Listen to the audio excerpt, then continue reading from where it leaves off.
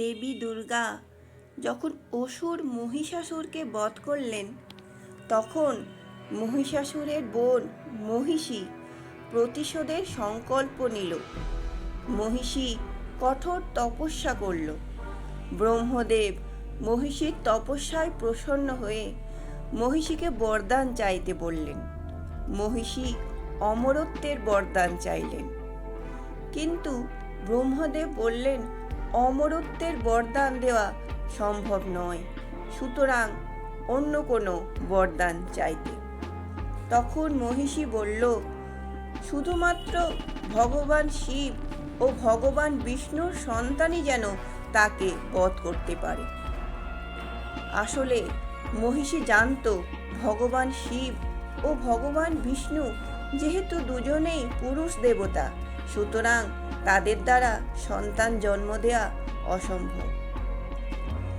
ভগবান ব্রহ্মদেব মহিষীকে সেই বরদানই দিলেন যে শুধুমাত্র ভগবান শিব ও ভগবান বিষ্ণুর সন্তানই মহিষীকে বধ করতে পারবে।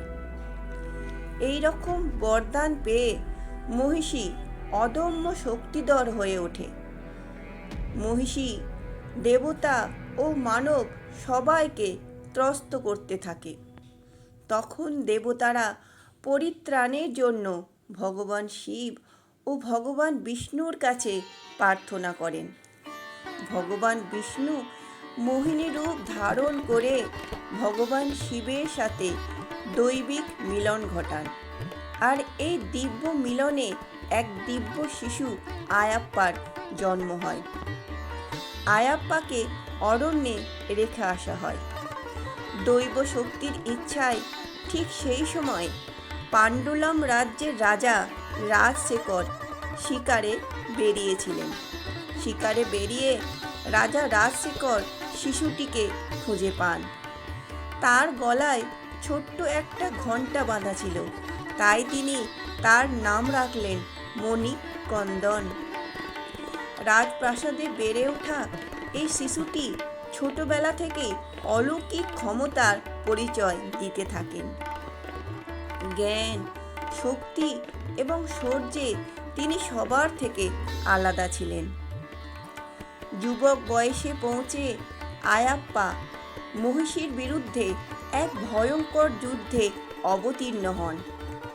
দীর্ঘ লড়াইয়ের পর তিনি মহিষীকে বধ করেন এবং দেবতা ও মানব সকলকেই মহিষীর ভয় থেকে মুক্তি দেন। এই বিজয়ের পর তাকে দেবতারা ধর্মরক্ষক নামে অভিহিত করেন। মহিষী বধের পর আয়াপ্পা পাণ্ডুলম রাজাকে নির্দেশ দেন শবরীমালা পর্বতের চূড়ায় একটি মন্দির নির্মাণ করতে। সেই স্থান আজও বিশ্বের অন্যতম তীর্থক্ষেত্র। কোটি কোটি ভক্ত প্রতি বছর এই মন্দিরে ভগবান আয়াপ্পার দর্শনের জন্য ভিড় করেন।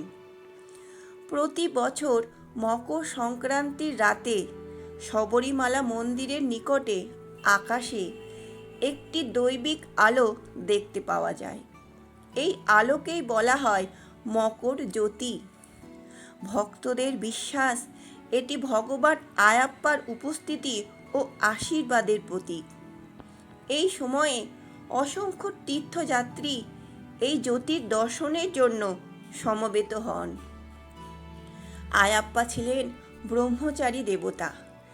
তার প্রতিজ্ঞার প্রতি শ্রদ্ধা জানাতে দীর্ঘদিন ধরে শবরীমালা মন্দিরে 10 থেকে 50 বছর বয়সী নারীদের প্রবেশ নিষিদ্ধ ছিল।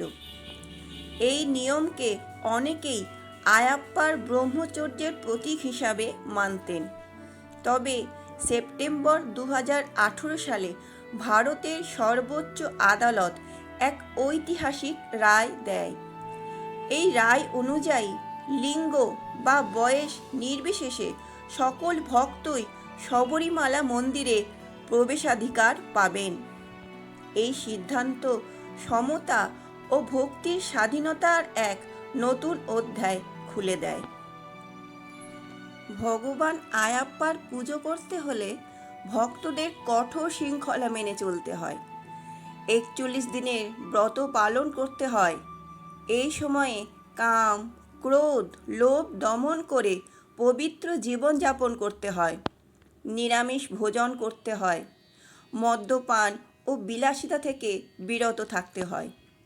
ভক্তরা সাধারণত কালো বা নীল বস্ত্র পরিধান করেন এবং গলায় পবিত্র মালা ধারণ করেন।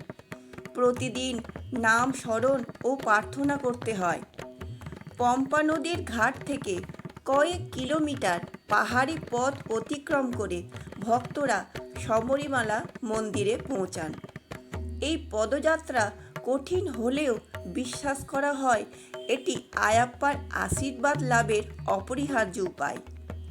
লোককথায় বলা হয় যে ভগবান পরশুরাম ঋষি অগস্ত্যের সহায়তায় কেরালা ভূমিকে সমুদ্র থেকে পুনরুদ্ধার করার পর শবরীমালা পাহাড়ে ভগবান আয়াপ্পার মূর্তি প্রতিষ্ঠা করেন। তিনি আচার অনুষ্ঠানের মাধ্যমে মূর্তি প্রতিস্থাপন সম্পন্ন করেছিলেন।